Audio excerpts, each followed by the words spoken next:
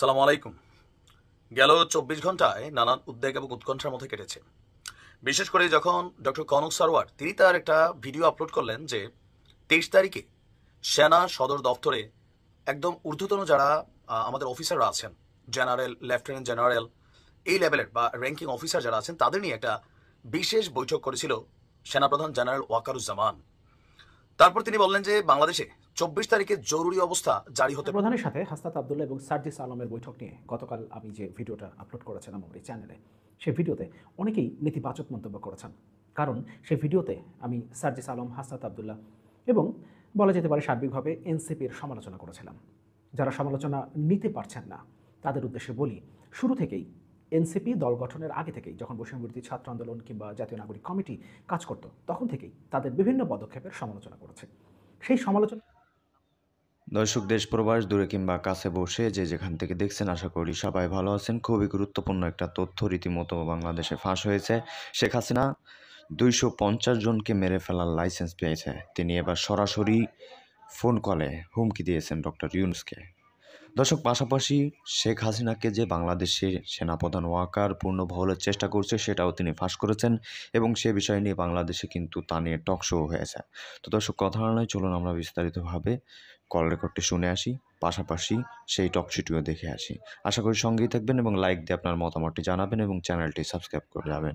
তো দর্শক, ভালো থাকুন, দেখুন বিস্তারিত প্রতিবেদনটি।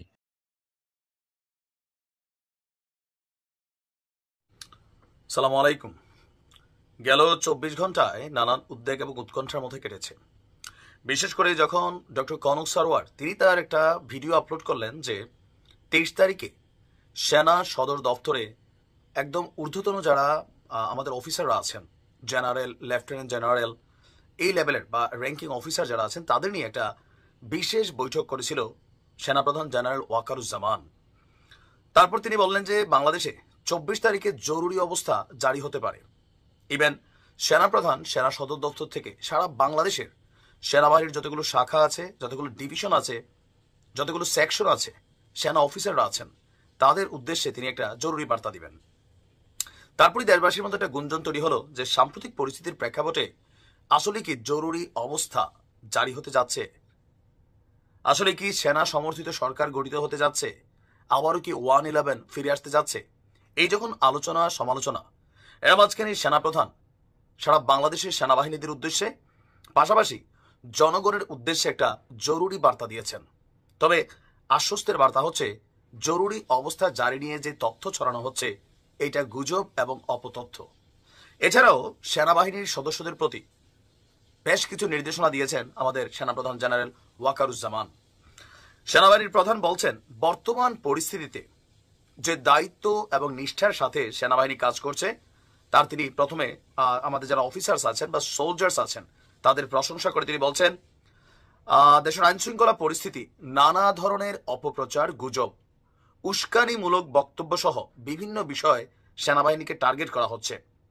আর সেনাপ্রধানের বক্তব্য যে তিনি যারা এই কর্মকর্তা এবং সৈনিকরা যারা অন ডিউটিতে আছেন ফিল্ড লেভেলে তাদের প্রতি তিনি কৃতজ্ঞতা আদায় করেছেন দেশের আইন শৃঙ্খলাকে ব্যালেন্স রাখার জন্য। এর পাশাপাশি সবাইকে ধৈর্যের সাথে দায়িত্ব পালনের পাশাপাশি যে কোনো উস্কানিমূলক বক্তব্যে প্রতিক্রিয়া না দেখানোর বিষয়েও তিনি সতর্ক করেছেন। তিনি বলছেন যে এমন কিছু করা যাবে না যাতে উস্কানিদাতাদের যে লক্ষ্য আছে বা যে টার্গেট আছে সেটা অর্জিত হয়। বাংলাদেশ সেনাবাহিনী একটি পেশাদার বাহিনী। সেনাবাহিনীর কার্যক্রম সম্পর্কে সরকার জানে এবং জনগণও জানে। এইসব কথা উল্লেখ করে তিনি বলছেন, নানান গুজব ছড়ানো হচ্ছে কিন্তু দেশে কোনো জরুরি অবস্থা জারি করা হয়নি।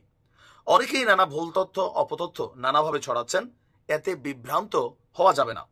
পরিস্থিতিকে সামলাতে হবে ধৈর্যের সঙ্গে। সেনাবাহিনীর কাছে সর্বোচ্চ অগ্রাধিকার দেশ এবং দেশের জনগণ। আর ওনার বক্তব্য হচ্ছে যে সামনে ঈদ নিয়েও বক্তব্য দিয়েছেন। সবচেয়ে জরুরি যে বার্তাটা তিনি দিয়েছেন যে সেনাবাহিনী ক্ষমতা গ্রহণের কোনো পরিকল্পনা করেনি এবং কি সেনাবাহিনী কখনো ক্ষমতা গ্রহণও করবে না বা এই ধরনের উচ্চাভিলাষ সেনাবাহিনীর নেই। সেনাবাহিনীর সাথে যেই আমরা যদি দেখি যে সেনাবাহিনীর বিরুদ্ধে বা সেনাবাহিনীর বিপক্ষে যে অবস্থানটা এইটা শুরু হয়েছে 5ই আগস্টের পর থেকে।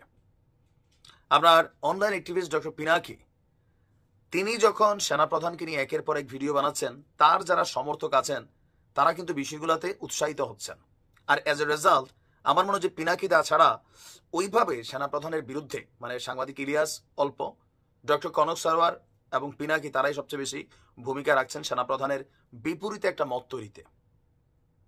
এবং কি আপনার পিনাকিদাও যথেষ্ট উল্লাসও প্রকাশ করেন মাঝে মাঝে।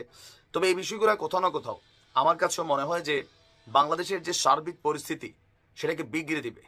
সেনাবাহিনী এবং জনগণ যদি কখনো মুখোমুখি হয়, দেশে গৃহযুদ্ধ ছড়িয়ে পড়বে। আর এতে ভাত না খাইয়ে মরতে হবে বাঙালি জাতির। সেনাবাহিনী আমাদের সম্পদ, টুকটাক ভুলভাল থাকতে পারে, যারা যদি এরকম ভুলে ভালে জড়িত তাদের আইনানুগ ব্যবস্থা হবে, ডিপার্টমেন্টাল শাস্তি হবে। কিন্তু সেনাবাহিনীর বিপরীতে জনগণ অথবা ক্যান্টনমেন্টকে টার্গেট করে কোনো ধরনের কথাবার্তা বলা, এটা দেশের জন্য কল্যাণকর না। আর এই দেশের রাজনীতিবিদ্যা হোক সেটা হাসনাত আবদুল্লাহ, হোক সেটা XYZ, প্রত্যেকে তাদের রাজনৈতিক স্বার্থ হাসিলের উদ্দেশ্যেই প্রতি কদম ফেলে। জনগণের প্রতি ভালোবাসা পলিটিশিয়ানদের মধ্যে খুবই কমই আছে। ভালো থাকুন, আসসালামু আলাইকুম। সেনাপ্রধানের সাথে হাসনাত আবদুল্লাহ এবং সার্জিস আলমের বৈঠক নিয়ে গতকাল আমি যে ভিডিওটা আপলোড করেছিলাম আমার এই চ্যানেলে, সেই ভিডিওতে অনেকেই নেতিবাচক মন্তব্য করেছেন। কারণ সেই ভিডিওতে আমি সার্জিস আলম, হাসনাত আবদুল্লাহ এবং বলা যেতে পারে সার্বিকভাবে এনসিপির সমালোচনা করেছিলাম। যারা সমালোচনা নিতে পারছেন না তাদের উদ্দেশ্যে বলি, শুরু থেকেই এনসিপি দল গঠনের আগে থেকেই, যখন বৈষম্যবিরোধী ছাত্র আন্দোলন কিংবা জাতীয় নাগরিক কমিটি কাজ করত, তখন থেকেই তাদের বিভিন্ন পদক্ষেপের সমালোচনা করেছে। সেই সমালোচনার জায়গাগুলোতে তারা যদি মনোযোগ দিতেন, যদি সেই সমালোচনাগুলোকে নেগেটিভলি তারা না নিতেন, তাহলে আজকে এই পরিস্থিতিতে আসতে হতো না। যারা আমার গতকালের ভিডিওতে নেতিবাচক মন্তব্য করেছেন তাদের উদ্দেশ্যে আজকের এই ভিডিওতে কথা বলতে চাই। কিন্তু এখানে আমার নিজের মন্তব্য করবার কিছু নেই। যে ঘটনাগুলো ঘটছে, প্রথমে হাসনাত আবদুল্লাহর ফেসবুক স্ট্যাটাস, সেই স্ট্যাটাসকে কেন্দ্র করে দুদিন বাংলাদেশের রাজনীতিতে উত্তপ্ত পরিস্থিতি। সেই উত্তাপের মধ্যেই সেনা সদরের বিবৃতি, নেত্র নিউজকে তারা যেটা জানিয়েছে সেই বৈঠক সম্পর্কে, এবং সবশেষ সার্জিস আলমের ফেসবুক স্ট্যাটাস। এই সব কিছুর মধ্য দিয়ে একটা বিষয় নিশ্চিত হয়েছে আমরা, 11ই মার্চ বৈঠকটি হয়েছিল, সেখানে সার্জিস আলম, হাসনাত আবদুল্লাহ উপস্থিত ছিলেন এবং বৈঠকটি হয়েছিল সেনাপ্রধানের সাথে। বৈঠকটিকে এনসিপির অন্য নেতারা কীভাবে দেখছেন সে সম্পর্কেও আমরা একটা ধারণা পেয়েছি। ইতিমধ্যেই নাসিরউদ্দিন পাটোয়ারি হাসনাত আবদুল্লাহর ফেসবুক স্ট্যাটাসকে শিষ্টাচার বহির্ভূত কাজ হিসেবে উল্লেখ করেছেন। সার্জিস আলম রীতিমতো এর সমালোচনা করে ফেসবুকে পোস্ট করেছেন। আব্দুল হান্নান মাসুদ, তিনি সার্জিস আলম এবং হাসনাত আবদুল্লাহ যেভাবে পাবলিক প্ল্যাটফর্মে একটা বৈঠক সম্পর্কে, একটা অনানুষ্ঠানিক বৈঠক সম্পর্কে লিখছেন, তার সমালোচনা করেছেন। এবং সবশেষ এনসিপির ইন্টারনাল হোয়াটসঅ্যাপ গ্রুপে নেতারা বিষয়টাকে কীভাবে দেখছেন সেটি আমাদের সামনে আসছে। আপনাদের সাথে নেতাদের সেই মন্তব্যগুলো শেয়ার করতে চাই। যারা সমালোচনাকে নিতে পারছেন না, এনসিপির সমালোচনাকে দালালি হিসেবে দেখছেন কিংবা বিশেষ কোনো এজেন্ডা বাস্তবায়ন হিসেবে দেখছেন, তাদের সাথে শেয়ার করতে চাই এনসিপির নেতারা বিষয়টাকে কীভাবে দেখছেন, তাদের অভ্যন্তরীণ ইন্টারনাল হোয়াটসঅ্যাপ গ্রুপে কী বলছেন। এনসিপির নেতাদের অনেকের সঙ্গে কথা বলে জানা যায়, হাসনাত ও সার্জিসের সব ফেসবুক পোস্ট এবং হান্নানের মন্তব্য, এই বিষয়গুলো দলের অভ্যন্তরে ব্যাপক অস্বস্তি তৈরি করেছে। দলের কেন্দ্রীয় কমিটির হোয়াটসঅ্যাপ গ্রুপে বিষয়টি নিয়ে ক্ষোভ দেখাচ্ছেন নেতাদের অনেকে। দলীয় ফোরামে আলোচনা না করে বিভিন্ন পর্যায়ের ব্যক্তিদের সঙ্গে বৈঠক করা, আবার সেই বৈঠকের আলোচনা দলকে না জানিয়ে জনসম্মুখে প্রকাশ করা, এই ধরনের কর্মকাণ্ড নিয়ে প্রশ্ন তুলছেন কেন্দ্রীয় নেতাদের অনেকে। এনসিপি সূত্র জানায়, দলের হোয়াটসঅ্যাপ গ্রুপে আজ দুপুরে সার্জিস আলমের ফেসবুক পোস্টের লিঙ্ক শেয়ার হওয়ার পর কেন্দ্রীয় নেতারা নানা প্রতিক্রিয়া দেখিয়েছেন। যেমন খালিদ সাইফুল্লাহ নামের এক নেতা লিখেছেন, গুটি কয়েক ব্যক্তি তাদের ব্যক্তিগত চিন্তাপ্রসূত কথাবার্তা কোনো ধরনের সাংগঠনিক সিদ্ধান্ত ছাড়াই বাইরে প্রকাশ করছেন। ব্যক্তিগত রাজনীতি হাসিলের জন্য তারা যখন যা ইচ্ছা বলে বেড়াচ্ছেন। সেগুলো যে স্ববিরোধী হয়ে যাচ্ছে সেটি নিয়েও তাদের কোনো উদ্বেগ নেই। যদি সেলিব্রিটি ফেস, কন্ট্রোভার্সি আর পপুলিজম দিয়েই রাজনীতি করতে চান, তাহলে আমাদের পার্টি থেকে বাদ দিয়ে টিকটকারদের এনে বসিয়ে দিন। শুরুতেই খালিদ সাইফুল্লাহ বলছেন, গুটি কয়েক ব্যক্তি তাদের ব্যক্তিগত চিন্তাপ্রসূত কথাবার্তা, অর্থাৎ যে কথাগুলো আমাদের সামনে আসছে, হাসনাত আবদুল্লাহ কিংবা সার্জিস আলম তাদের ফেসবুক পোস্টে যে কথাগুলো লিখেছেন, সেই কথাগুলোকে ব্যক্তিগত চিন্তাপ্রসূত কথাবার্তা হিসেবে উল্লেখ করেছেন তিনি। আরেক নেতা লিখেছেন, একটি দলের সদস্য হয়ে ব্যক্তিগত জনপ্রিয়তা অর্জনের রাজনীতি করবেন না, দলের কথাও ভাবতে হবে। আরেকজন নেতা লিখেছেন, গত সাধারণ সভায় আলাপ উঠেছিল ডেকোরামের কেউ যাতে হুটহাট ফেসবুকে পোস্ট না দেয় এবং নিজেরা আরো বেশি অ্যালাইন হয়, কিন্তু কে শোনে কার। তো দর্শক, দেখলেন খুব গুরুত্বপূর্ণ প্রতিবেদন। এতক্ষণ আমাদের সাথে থাকার জন্য সবাইকে ধন্যবাদ জানাচ্ছি। পাশাপাশি ধন্যবাদ জানাই আজকের আমাদের ভিডিওর ওনারদের এবং আলোচকবৃন্দদের, যা আপনারা দেখেছেন খুবই গুরুত্বপূর্ণ তথ্য। দর্শক, এখন এই বিষয়ে আপনাদের মতামত কি? আপনি কি বলতে চান? এই যতটা ভিডিও দেখলেন, আপনার তো একটা মতামত থাকা উচিত। আপনি বাংলাদেশের একজন সুষ্ঠু সবল এবং সভ্য একজন নাগরিক হিসেবে আপনার একটা সৎ পরামর্শ দেওয়ার অবশ্যই অধিকার আছে এবং সেই অধিকারটা বাস্তবায়ন করুন। তো দর্শক, এখন আপনার মতামতটা করুন। তো কথা আর বাড়াবো না, অনেক সময় ছিলেন। তো ভালো থাকুন, সুস্থ থাকুন, দেখা হবে যে কোনো অন্য কোনো ভিডিওতে। তো তার আগে লাইক করবেন যারা এতক্ষণ লাইক দেননি, আর হ্যাঁ অবশ্যই চ্যানেলটি সাবস্ক্রাইব করে যাবেন, আর হ্যাঁ বেশি বেশি করে ভিডিওটি শেয়ার করে দিবেন। তো ভালো থাকুন, সুস্থ থাকুন, আসসালামু আলাইকুম।